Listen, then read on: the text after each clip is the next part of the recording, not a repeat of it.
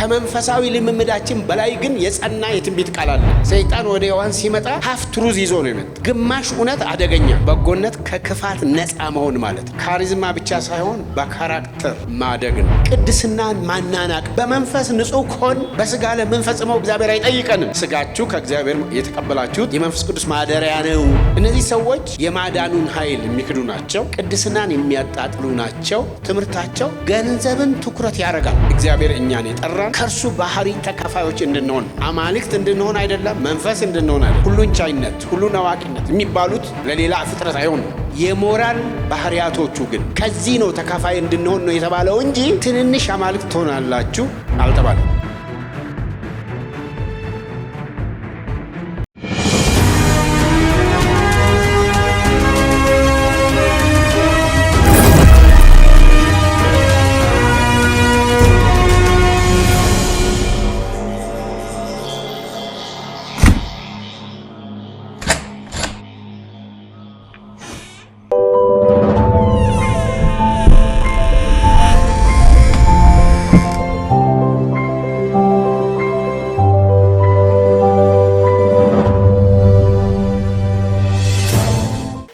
የዛሬ የመልእክት ርዕስ ማምለጥ ይሻላል የሚል ነው።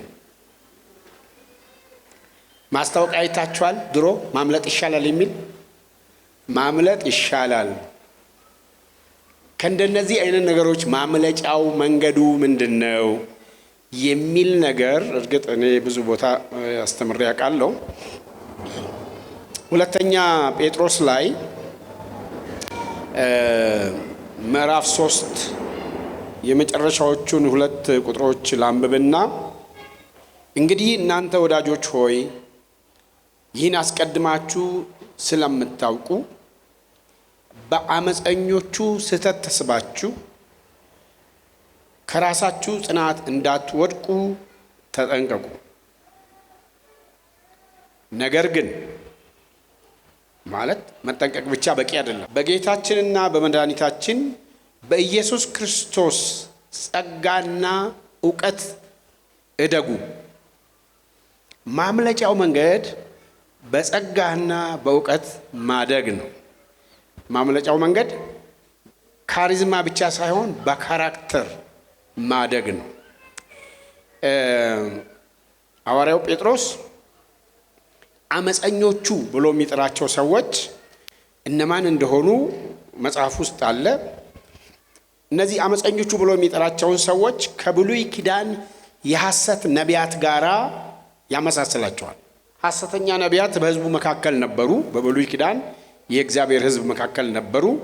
እንዲሁም በመካከላቸው ሐሰተኛ አስተማሪዎች ይሆናሉ ብሎ ከነሱ ጋር ያመሳስላቸዋል። እነዚህን አመፀኞቹ የሚላቸው ሰዎች እነዚህ አመፀኞች ሰዎች እና የእውነተኞቹን ሐዋርያት የስልጣን ምንጭ ያወዳድራል።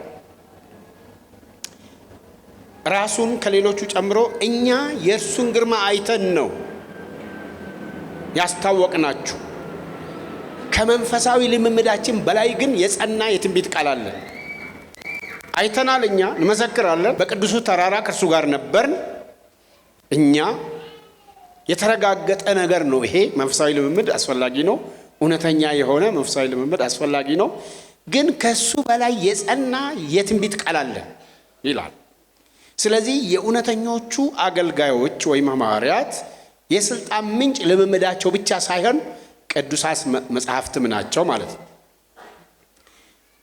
ስለነዛ ሲናገር ምን ይላል? እነሱ ግን በብልሃት የተፈጠረ ተረት ነው የተከተሉት ይላል። በሰው ብልሃት የተፈጠረ ተረት፣ ለሰው አእምሮ የሚመች በቀላሉ የሚገባ ከተፈጥሮ ጋር ከሰው ጋራ ከሰው ብልሃት ጋራ የተቀመመ ስለሆነ ደስ ይላል። አሁን አይታችሁ እንደሆነ እኛ ሀገር በጣም እንትን አለ። ይሄ አነቃቂ የሚባሉ ሰዎች አሉ። ተነቃቅተ ሞታል፣ ስትወጣ የለህም። አየህ፣ አንከር አድርጎ ሚይዝ በክፉ ቀን የሚያቆም መጽናናት የሚሆን ጉልበት የሚሆን ምንድን ነው ሲባል የእግዚአብሔር ቃል ነው። በሰው ብልሃት የተፈጠረ ተረት ስለሆነ የማገዝ አቅም የለውም። የስልጣናቸው ምንጭ እሱ ነው። ትምህርታቸው በአብዛኛው እዛ ላይ ስለማልቆይ ነው፣ ግን ለመንካት ያህል ትምህርታቸው ምንድን ነው ሲባል በአብዛኛው ትምህርታቸው ከአንዳንድ ጉዳዮች ጋር የተያያዘ ነው። እዚህ ጋር እንዳየ ነው ኑፋቄ ብሎ ጠርቶታል። ይሄን ትምህርት አሾልከው ነው የሚያገቡት ይላል። ፊት ለፊት ይዘው አይመጡ። አሾልከው ያገባሉ ማለት እኮ መቀላቀል ማለት ሊሆን ይችላል። እኛ ሀገር አንዳንድ ጊዜ ቅቤና ሙዝ ይቀላቀላሉ ታውቃላችሁ።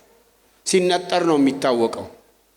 ሲያነጥሩ ሴቶቹ ያውቃሉ ይቀላቀላልና አሾልከው ያገባሉ። ሐሰት ሁል ጊዜ ነጭ አይሆንም፣ ግራጫ ነው። ሰይጣን ወደ ሔዋን ሲመጣ ሀፍ ትሩዝ ይዞ ነው የመጣው። ግማሽ እውነት አደገኛ ነው። ጨለማ ሆኖ ጥቁር ሆኖ ቢመጣ በኢየሱስ ስም ነው ምንለው። እኛ ልንታለልበት በምንችለው ነገር ነው ወደኛ የሚመጣው። በምንወደው ነገር ነው ወደኛ የሚመጣው። ምንድነው ትምህርታቸው ሲባል አንደኛ የዋጃቸውን ጌታ ይክዳሉ ይላል። የጌታን አዳኝነት ትኩረት አያረጉትም። የመስቀሉን ቤዛነት ማዕከል አያረጉም። የደህንነትን ዋናውን ቁልፉን ነገር እና አዳኙን ክርስቶስን የዋጃቸውን ጌታ ክደው ይላል ይክዳሉ። አንዳንዴ በአፍ ጭምር ይክዳሉ፣ ሌላ ጊዜ ደግሞ በአፍ ሳይሆን በተግባር ይክዳሉ። ስለዚህ ትምህርታቸው ውስጥ የደህንነት ጉዳይ፣ የመዋጀት ጉዳይ፣ የቤዛነት ጉዳይ፣ የአዳኝነት ጉዳይ፣ አዳኙ ማን ነው፣ ቤዛችን ማን ነው፣ የኃጢአት ስርየት እንደ እችኛዋን ነገር ከቨር ያደርገዋታል። ሌላው ትምህርታቸው ደግሞ ቅድስናን ማናናቅ። አታመናፍሰው ባክ። ይህ ሌጋሊስት አቱን በመንፈስ ንጹህ ኮን በስጋ ለምንፈጽመው እግዚአብሔር አይጠይቀንም። ኧረ አይጠይቅም። ስጋችሁ ከእግዚአብሔር የተቀበላችሁት የመንፈስ ቅዱስ ማደሪያ ነው። በስጋችሁ እግዚአብሔርን አክብሩ አልተባለም እንዴ? ይሄ ኦሪታዊነት፣ ህጋዊነት ምናምን ይሉና በቅድስና መኖርን በቴዎሎጂ ስም ያጥላላሉ ማለት ነው። ቱሊፕ በሚባል ቴዎሎጂ እሱ ሌላ ጊዜ ይበራራል።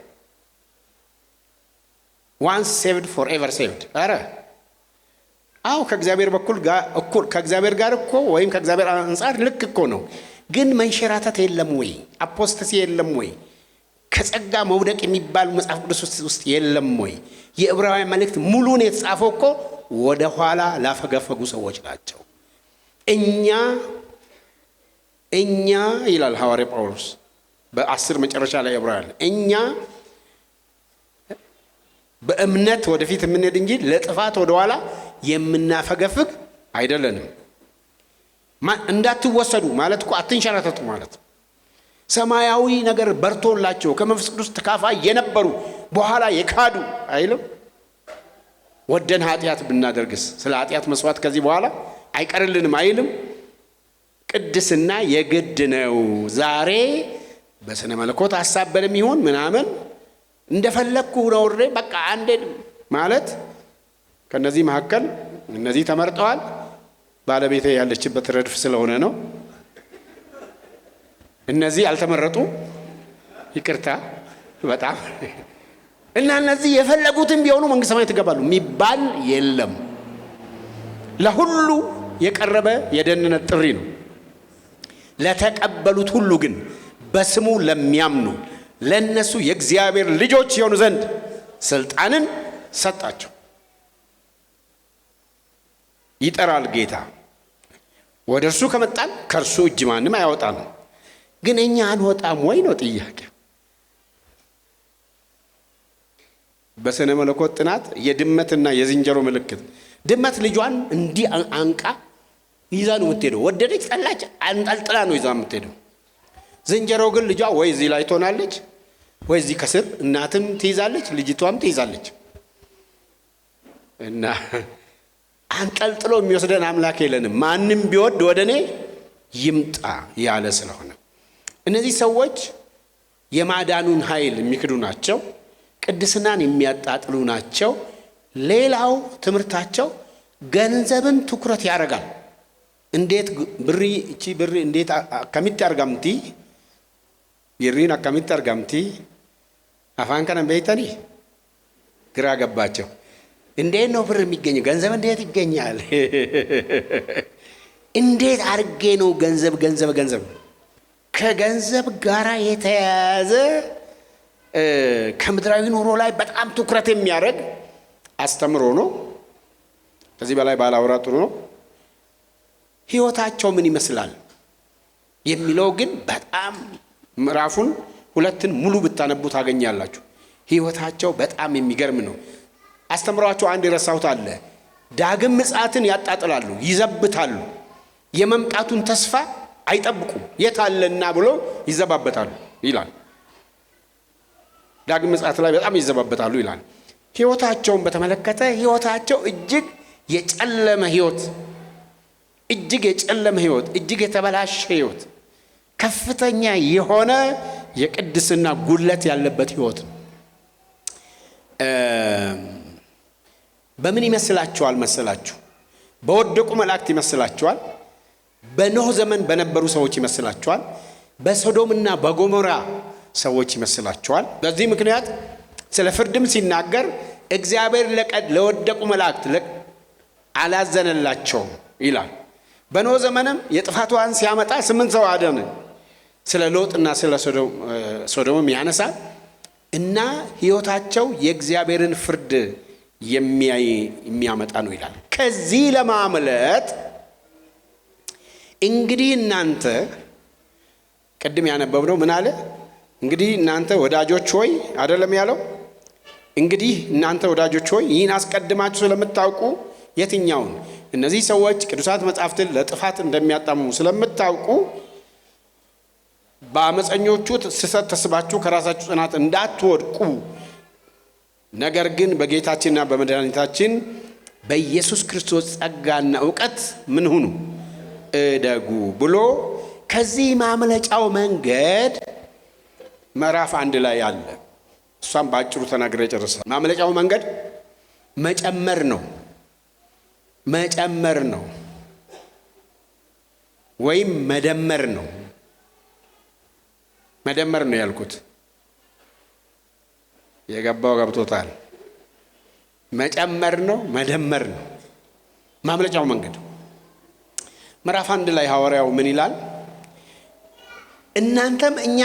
እኛም ሆነ እናንተ የተጠራ ነው ለክብር ነው፣ በክብር ነው፣ የተስተካከለ ነው። በምእመንና በአገልጋይ መካከል የጥሪ ልዩነት፣ የዜግነት ልዩነት የለም። የጸጋ ልዩነት ነው ያለው፣ የአገልጋይ ልዩነት እንጂ ዜግነት ላይ ልዩነት የለኝም። አንደኛ ደረጃ ዜጋ የለም። በእግዚአብሔር ቤት እኩል ዜጎች ነን። ከየት አመጣኸው? በአምላካችንና በመድኃኒታችን በኢየሱስ ክርስቶስ ጽድቅ ካገኘነው ጋር የተካከለ የክብር እምነት ላገኙ ይላል። እኛም እናንተም የተካከለ የክብር እምነት ነው ያገኘነው። አንዱ ዝቅ ያለ እምነት፣ ሌላ ከፍ ያለ እምነት አላገኘንም። እምነት እንደ ጸጋ ስጦታ አለ፣ ተራራን የሚያፈልስ እሱ ሌላ ጉዳይ ነው። ግን ደግሞ የዜግነት ወደ መንግሥተ ሰማያት የገባንበት እምነት ግን እኩል ነው። የእግዚአብሔር ልጅነታችን እኩል ነው። እዛ አንዱ ኮከብ ከሌላ ይበልጣል ሲባል አገልግሎት ነው፣ ሌላ ጉዳይ ነው። ከዛ በኋላ ምን ይላል? እግዚአብሔር ጠርቶናል ይላል። በራሱ በጎነት ጠርቶናል፣ ለሕይወት ጠርቶናል። እርሱን ለማወቅ እርሱን ለመምሰል የሚያስፈልገውን ነገር ሁሉ ሰጥቶ ጠርቶናል። ደህንነታችን ከእርሱ ነው፣ ከእኛ አይደለም። የመለኮቱ ኃይል በገዛ ክብሩና በበጎነቱ የጠራንን በማወቅ ለሕይወትና እግዚአብሔርን ለመምሰል የሚሆነውን ነገር ሁሉ ስለሰጠን በእግዚአብሔርና በጌታችን በኢየሱስ ዕውቀት ሰላምና ጸጋ ይብዛላችሁ ካለ በኋላ ስለ ክፉ ምኞት በዓለም ካለው ጥፋት አምልጣችሁ፣ እግዚአብሔር የጠራን ክፉ ምኞት አለ በዓለም፣ ከዛ ጥፋት እንድናመልጥ አምልጣችሁ ከመለኮት ባህሪ ተካፋዮች በተስፋ ቃል እንድትሆኑ በእነዚያ ክብርና በጎነት የተከበረና እጅግ ታላቅ የሆነ ተስፋ ሰጠን ይላል። ትንሽ ሲብራራ እግዚአብሔር እኛን የጠራን ከጥፋት እንድናመልጥ ነው። በዚህ ዓለም ካለ ክፉ ምኞት እንድናመልጥ ነው። ከእርሱ ባህሪ ተካፋዮች እንድንሆን ነው። አማልክት እንድንሆን አይደለም፣ መንፈስ እንድንሆን አይደለም። የእግዚአብሔር ባህሪያት እኛ የምንለው የሚተላለፉና የማይተላለፉ እንላለን። ኮሙኒኬብል አንኮሙኒኬብል ምን ማለት ነው? ይሄ ለምሳሌ ሁሉን ቻይነት፣ ሁሉን አዋቂነት የሚባሉት ለሌላ ፍጥረት አይሆኑም። የሞራል ባህሪያቶቹ ግን መልካምነት፣ በጎነት፣ ቅድስና፣ ፍቅር የሚባሉትን እግዚአብሔር ለሰዎችም ያካፍላል። ከዚህ ነው ተካፋይ እንድንሆን ነው የተባለው እንጂ አምላክ ትሆናላችሁ፣ ትንንሽ አማልክት ትሆናላችሁ አልተባለም። መንፈስ አይደለንም። መጽሐፍ ቅዱስ ሰው መንፈስ ብሎ አይጠራም። እዚህ ቤት እንኳን ያ ችግር ያለ አይመስለኝም። መንፈስ አለ እዚህ። ለማንኛውም መንፈስ አይለንም። መጽሐፍ ቅዱስ ሰውን ስጋ ብሎ ይጠራዋል፣ ነፍስም ብሎ ይጠራዋል። ግን ሰው ሁለንተናዊ በሆነ መልኩ ስንገልጠው ሰው ስጋ፣ ነፍስ፣ መንፈስ ያለው በእግዚአብሔር አምላክ መልክና ምሳሌ የተፈጠረ ነው። ስለዚህ አምላክ ከራሱ ባህሪ ለኛ የሚያካፍለው ምንድነው? በመንፈስ ቅዱስ አማካይነት በጎነትን፣ መልካምነትን፣ ቅድስናን፣ ፍቅርን፣ ሞራል አትሪቢዩትስ ሞራላዊ የሆኑትን ነገሮች እግዚአብሔር ለኛ ማካፍሎናል። ከዚህ ተካፋይ ናችሁ ይላል። እንግዲህ ደህንነታችን ከእግዚአብሔር ከሆነ እና ታዳኛ ምንድነው? በቃ ያለቀ ነገር ነው፣ የተፈጸመ ነገር ነው። ምንድነው ከኛ የሚጠበቀው ለሚለው ሐዋርያው ምን ይላል? ስለዚህ ምክንያት ይላል። ስለ የትኛው ምክንያት? እግዚአብሔር በበጎነቱ ስለጠራን፣ ከክፋት ከጥፋት እንድናመልጥ ስለጠራን፣ ከባህሪው ተካፋዮች እንድንሆን ስለጠራን፣ ስለዚህ ምክንያት ትጋትን ሁሉ እያሳያችሁ በእምነታችሁ በጎነትን ጨምሩ፣ በበጎነት እውቀትን፣ በእውቀት ራስን መግዛት፣ ራስን በመግዛት መጽናትን፣ በመጽናት እግዚአብሔርን መምሰል፣ እግዚአብሔርን መምሰል የወንድማማች መዋደድ፣ በወንድማማች መዋደድ ፍቅርን ጨምሩ ይላል። ስለዚህ ምክንያት ደህንነታችን ከእግዚአብሔር ስለተሰራ፣ እግዚአብሔር ስለጠራን፣ ከባህሪው ተካፋዮች እንድንሆን ስለጠራን፣ ስለዚህ ምክንያት ከኛ ትጋትን ሁሉ እያሳያችሁ። ስለ ትጋት እና ስለ ስንፍና ለማወቅ ከፈለጋችሁ ምሳሌን አንብቡ። ሰነፍ በዘነዘና ብትወቅጠው ስንፍናው ከሱ አይርቅም ብሏል ሰለሞን። ሰነፍ በማጠፊያው ላይ እንደሚዞር አልጋ ነው ይላል። እና እኔ ጧት ጧት ከእንቅልፍ መነሳት ሲቸግረኝ ይህን ጥቅስ ራሴ ላይ ጠቅሼ ብድግ እላለሁ። በሰነፍ ሰው እርሻ አእምሮ በጎደለው ሰው ማሳ አለፍኩ ይልና የእርሻውን ፊቱን ሳማ ሸፍኖታል ይላል። ለምንድን ነው? በመጀመሪያ ደረጃ በደንብ ስለማያርስ፣ ሁለቴ ሶስቴ መታረስ ያለበት መሬት አለ። ሁለተኛ መጎልጎል የሚባል ነገር አለ። ከዛ መዝራት ነው፣ ከዛ ማረም ነው። እንደዚህ አይነት እንክብካቤ ስለማያረግ አንዴ በትኖ ስለሚተው ሳማ አብሮ ያድጋል። ከዛ ማጨድም አይችልም፣ ሽምጠጣ ይባላል። የሰነፎች ነው መሸምጠጥ፣ መለቃቀም። ፍሬው በአረም የተሞላ ነው። በሰነፍ ሰው እርሻ አእምሮ በጎድ ህይወታችንን ሁልጊዜ ተከታትለን ማየት አለብን። ድሮ ስሙንም አልጠቅሰው የአንድ ቤተክርስቲያን መዘምራን ከኔ ጋር ኮንፈረንስ ተጠሩና አለት ተወንዶ ላይ ነበር ኮንፈረንሱ። ወሩን ነው ማላስታውሰው 68 ዓመተ ምህረት መሆኑን አውቃለሁ። እኔ ያኔ ትንሽ እንደዚህ አይደለም ሰብከው በጣም እና እነሱ ሊዘምሩ መጥቶ የዘመሩት መዝሙር እኔ በኋላ ለመስበክ ስቆም አበሳጭቶኝ ነበር። ምንድነው መዝሙሩ የሚለው? እርሙ ሲበቅል በህይወቴ መንቀል አስተምረኝ መድኃኒቴ ይላል። እና እኔ ወጣውና መጀመሪያ ሲበቅል ለምን ዝም አልክ አልኩ። እርሙ ሲበቅል በህይወቴ መንቀል አስተምረኝ መድኃኒቴ። ከተከለክ በኋላ ከበቀለ በኋላ ለመንቀል ለምን መጀመሪያ ለምን ይበቅላል ነው ጥያቄው። ገብቷችኋል? ትጋትን እያሳያችሁ አረም እንዳይኖር እርም እንዳይበቅል በህይወታችን ትጋትን ሁሉ እያሳያችሁ ጨምሮ የተባልነውን እና በእምነታችሁ በጎነትን። እምነት መሰረት ነው፣ መጀመሪያ ነው። ግን እምነት ፍሬ ያለው እውነተኛ እምነት መሆኑ የሚታወቀው የኔም ባህሪ ሲለውጥ ነው። ድሮ ተሳዳቢ አሁንም ተሳዳቢ፣ ድሮ ተራጋሚ አሁንም ተራጋሚ፣ ድሮ ሌባ አሁንም ሌባ ከሆንኩ ምንም ዋጋ የለውም። በኢየሱስ ስም ምናምን ብል አይሰራም። በእምነታችሁ ምን ጨምሩ? በእምነታችሁ ላይ በጎነት። በጎነት ምንድን ነው? በጎነት መልካምነት ነው፣ ገርነት ነው። በጎነት ከክፋት ነፃ መሆን ማለት ነው። ይሄን ሐዋርያው ጴጥሮስ በአንደኛው መልእክቱ ላይ እንደተወለዱ ሕፃናት ተንኮል የሌለበትን የቃልን ወተት ተመኙ ብሎ ምንድነው ምንተው? እንግዲህ ክፋትን ሁሉ ተንኮልን ሁሉ ግብዝነትንም ቅራትንም ሐሜትንም ሁሉ አስወግዳችሁ ጌታ ቸር መሆኑን ቀምሳችሁ እንደሆነ ለመዳን በእርሱ እንድታድጉ አሁን እንደተወለዱ ሕፃናት ተንኮል የሌለበትን የቃል ወተት ተመኙ። ሞሪና ጋር አትጠጡ ማለቱ ነው። ምንድነው ይሄ ቆርቆሮ ወተት? የእናት ጡት ጠብታችሁ ደጉ ነው። ለኛ የእናታችን ጡት ከበሽታም የሚከላከል እድገታችን ፐርፌክት የሚያደርግ የእናት ጡት የእግዚአብሔር ቃል ነው ለኛ። በእምነታችሁ ላይ ምን ትጨምራላችሁ? በጎነትን ጨምሩ። ጥሩ። በበጎነት ላይስ ዕውቀትን። በጎነት፣ ገርነት፣ መልካምነት፣ የዋህነት ከክፋት ነፃ መሆን ብቻ በቂ አይደለም ማለት ጥሩ ነው። ግን ዕውቀት ካልጨመራችሁ ተንኮለኛ ሰው ይጠቀምባችኋል።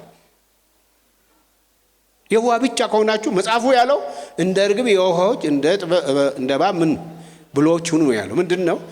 እንደ እባብ ብልሆች ሁኑ፣ ግን መርዙ ይቅርባችሁ ነው። እንደ ርግብ የዋሆች ሁኑ። የዋህነት ጥሩ ነው። የዋህ ቃልን ሁሉ ያምናል ይላል መጽሐፉና፣ ግን ትንሽ ደግሞ ዕውቀት ያስፈልጋል። ለምን ሲባል ራስን ለመጠበቅ። አንዳንድ ሰው የዋህ ነው፣ የተሞላውን ነው በቃ አንተ ይላል። አንተ ተንኮለኛ እዛ ቤተክርስቲያን እኮ አይታል እኮ ምናምን እዚህ እንኳን አላቅም እንጂ እኔ ሳገለግል ድሮ በእኛ ቤተክርስቲያን አንድ አጥቢያ ራሱ የአጥቢያ ጠቅላላ ጉባኤ የሚባላል በአመት 2 ይካሄዳል። ሪፖርት ይቀርባል።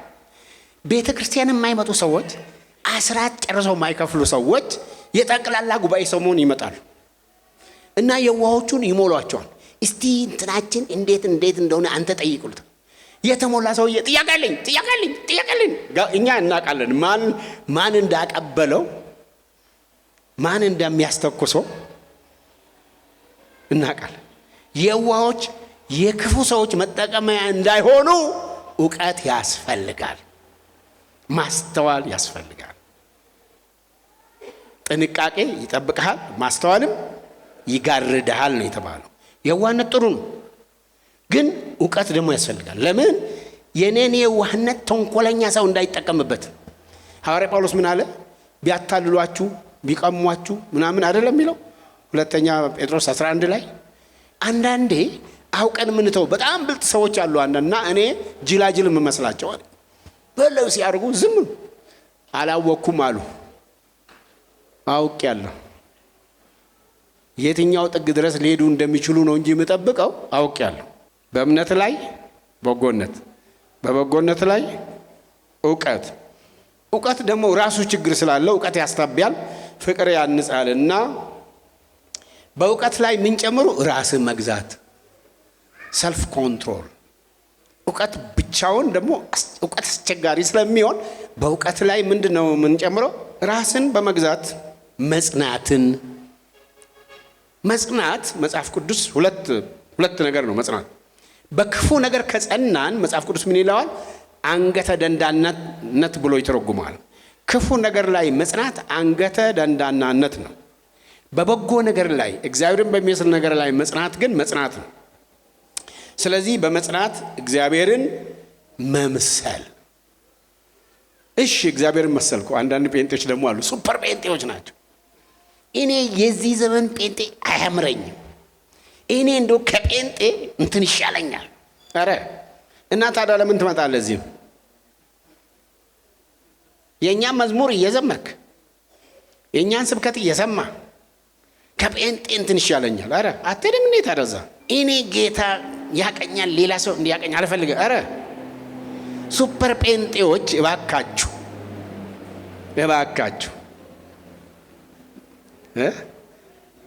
በመጽናት እግዚአብሔርን በመምሰል ላይ ምን ጨምሩ? የወንድማማች ፍቅር ጨምሩኝ። እኔ አልወዳቸውም። ኧረ ተው። የወንድማማች መዋደድ በግሪኩ ፊሊዮ የሚለው ነው። ማለት ለእናት፣ ለእህት፣ ለወንድም፣ ለአገር ምናምን የሚኖረን ፍቅር ማለት ነው። ፊሊዮ ይባላል። ይባስና ጴጥሮስ ምን አለ? በወንድማማች መዋደድ ላይም ፍቅርን ጨምሩ። እንዳው ማለት አጋፔ የሚለውን ጨምሩ። ለሁሉ የሚሆነውን ያንን ፍቅር ጨምሩ። ጥሩ ባህሪ ለሌለውም ሰው፣ ለሚወደንም ሰው፣ ለሚጠላንም ሰው፣ ለሚያከብረንም ሰው፣ ለሚንቀንም ሰው፣ ለማንኛውም ሰው በወንድማማች መዋደድ ላይ ምን ትጨምራላችሁ? ፍቅርን ጨምሩ። ኦኬ። ቀጥሎ እነዚህ ነገሮች ቢበዙልን ምን ይሆናል? እነዚህ ነገሮች በህይወታችን ቢያጥሩ ምን ይሆናል የሚለውን ጴጥሮስን ተከትዬ ተናግሬ ጨርሳለሁ። ሐዋርያው ምን አለ? እነዚህ የዘረዘርኳቸው አትሪቢዩትስ፣ መልካም ባህሪያት፣ በጎ ባህሪያት ክርስቲያናዊ ከደህንነታችን በኋላ ያገኘን እንደ ገላትያው የመንፈስ ፍሬ ተብሎ የተዘረዘሩት፣ በሌላ ቦታም መጽሐፍ ቅዱሳችን ውስጥ እንደዚህ ሁኑ፣ ክፉ ነገር ካፋችሁ አይውጣ፣ ይሄን ምሰሉ ምናምን የሚለን ነገሮች በሙሉ እነዚህ አትሪቢዩት፣ እነዚህ ነገሮች ለእናንተ ሆኖ ቢበዙ እና ባይበዙ ምንድነው የሚለውን ራሱ ጴጥሮስ አስቀምጦልናል። እንግዲህ ማምለጥ ይሻላል። እንዴት ነው የምናመልጠው? በእምነት ላይ በጎነትን፣ በበጎነት ላይ እውቀትን፣ በእውቀት ላይ ራስን መግዛትን፣ ራስን በመግዛት መጽናትን፣ በመጽናት እግዚአብሔርን መምሰልን፣ እግዚአብሔርን በመምሰል ወንድማማች መዋደድን፣ በዛ ላይ ፍቅርን። ወደ 8 ናቸው 10 ጨምሩ። እየጨመርክ ሂድ ነው። ራቅ፣ ጨምረህ ሂድ። ሎጥ እኮ ውጣ ሲባል አልወጣን ሲንደፋደፍ እዛ አማች ሆኖ ስለነበረ ለሴዶማውያን የከተማው ካፒቴንም ነበር። ከሽማግሌዎቹ አንዱ ነበር፣ በር ላይ የሚቀመጥ ያው ሽማግሌ ነው፣ ከተማውን ከሚያስተዳድሩት። በቃ መውጣት አቃቱ።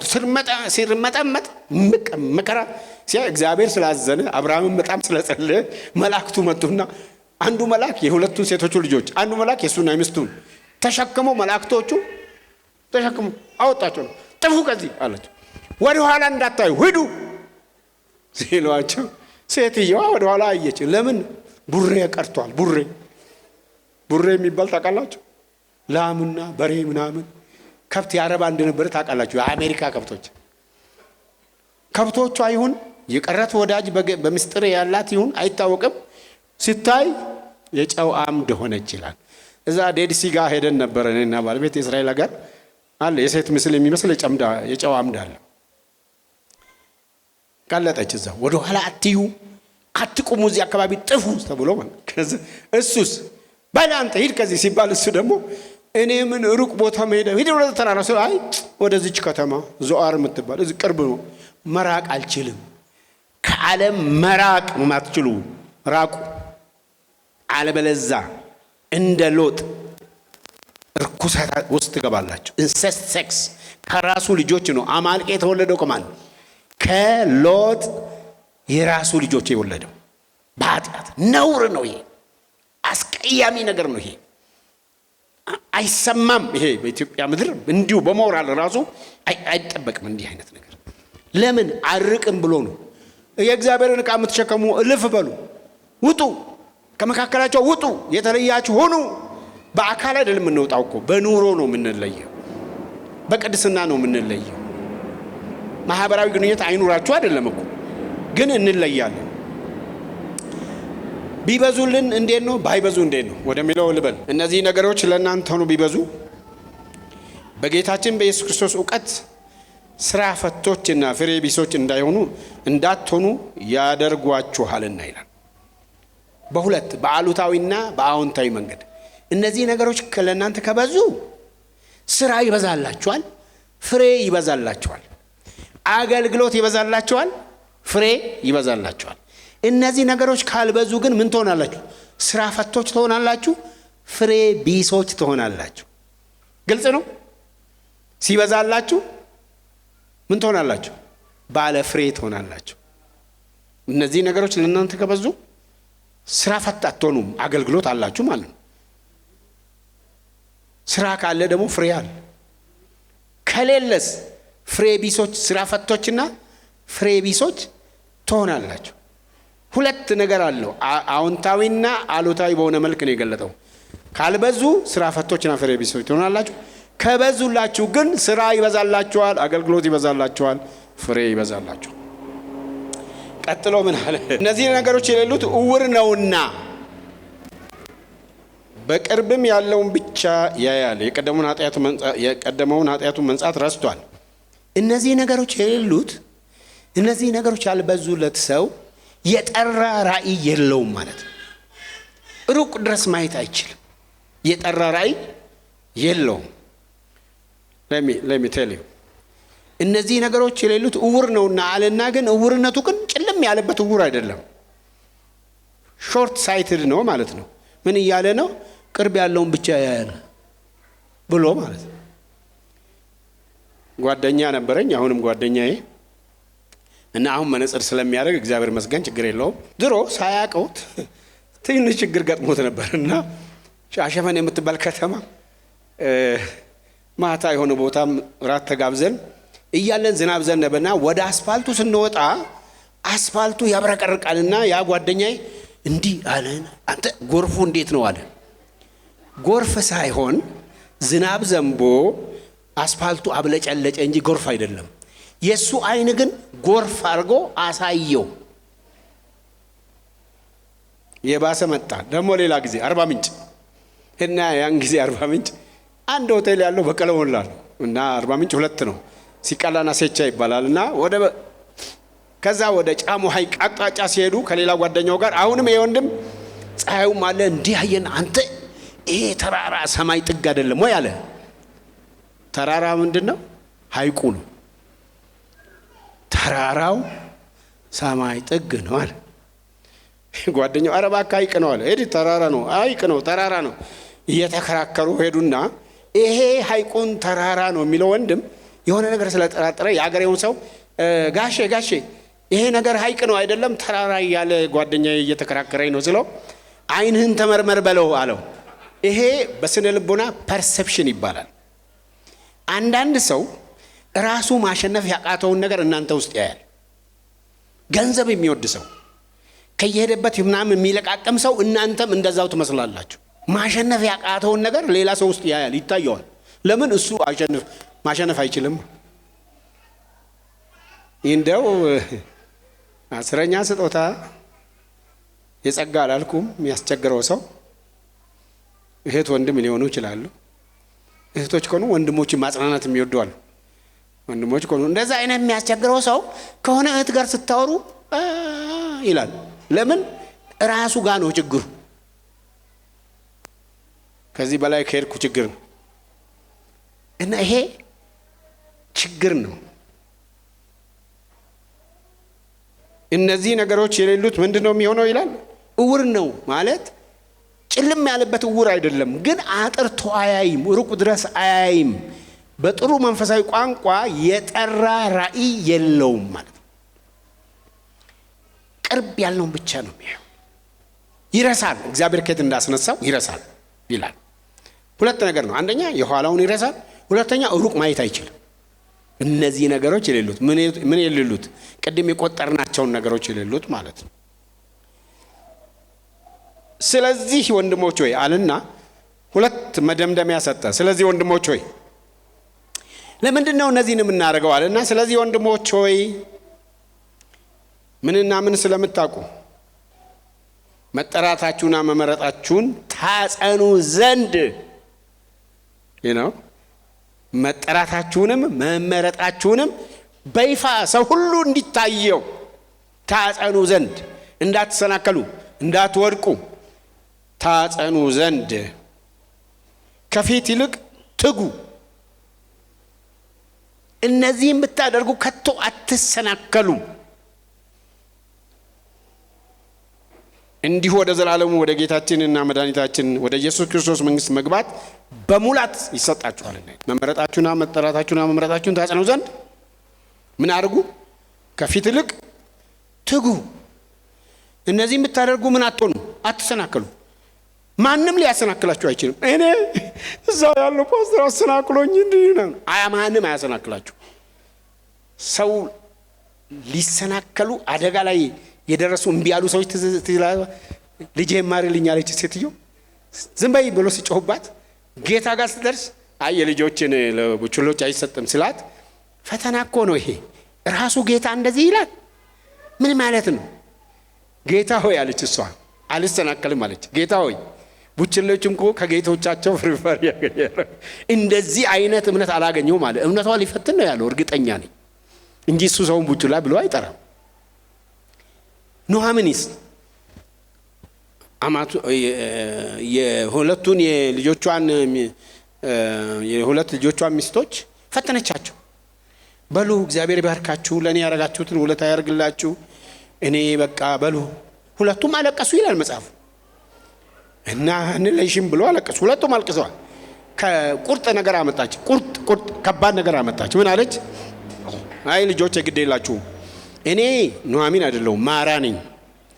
እና እኔ አሁን ዛሬ ተስፋ ቢኖረኝ ባል ባገባ ዛሬ ሌሊት ቦልድ በአንድ ቀን ማለት ነው ቦልድ እነሱ እስኪያድጉ ትጠብቃላችሁ? ተው አይሆኑም፣ ባካችሁ ተው አይሆንም። ኦርፋም ሩትም ሁለቱም እንደገና አለቀሱ። እና ኦርፋ ድሮ ሰብክ ነበር። ኦርፋ ሳመቻት፣ ሩት ግን ተጠጋቻት ብዬ ሰብክ ያለው ርዕሱን ሰደው።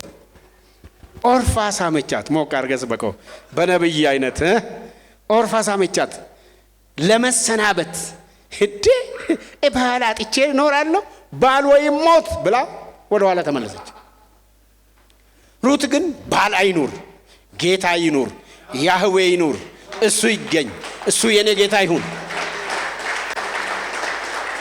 እንደዚህ አለቻት ይላል። ሩት ምን አለች? በሕያው አምላክ እምላለሁ አለች።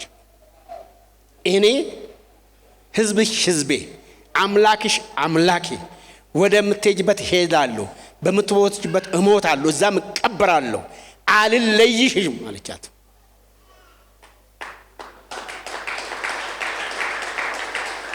ያላገባችሁ ባል ወይ ሞት አትበሉ፣ ጌታ ወይ ሞት በሉ።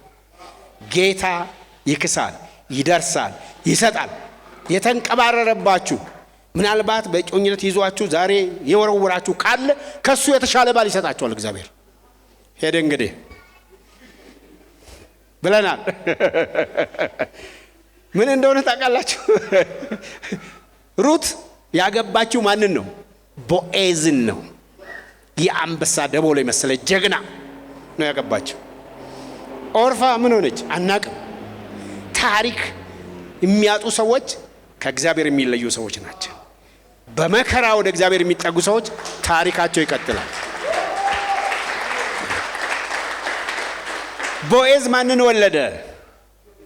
ኢዮቤድ። ኢዮቤድ ማንን ወለደ? እሴይን ወለደ።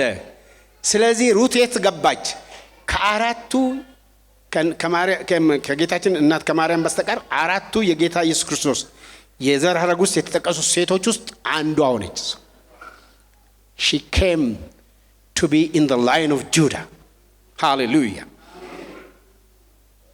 በመሲሁ መስመር ውስጥ ገባች። ምን ስትል? ባል ወይ ሞት ሳይሆን ወደምትሄጂበት ሄዳለሁ፣ በምትሞችበት እሞታለሁ፣ በምትቀበርበት እቀበራለሁ፣ አምላክሽ አምላኬ፣ ሕዝብሽ ሕዝቤ ይሆናል፣ እኔና አንቺ ሞት ብቻ ነው የሚለየን አለች። በእምነት ላይ በጎነትን፣ በበጎነት ላይ እውቀትን፣ በእውቀት ላይ ራስን መግዛትን፣ ራስን መግዛት መጽናትን፣ በመጽናት እግዚአብሔርን መምሰልን፣ እግዚአብሔር መምሰል ወንድማማች መዋደድን፣ በዛም ላይ ፍቅርን ስንጨምር ነው።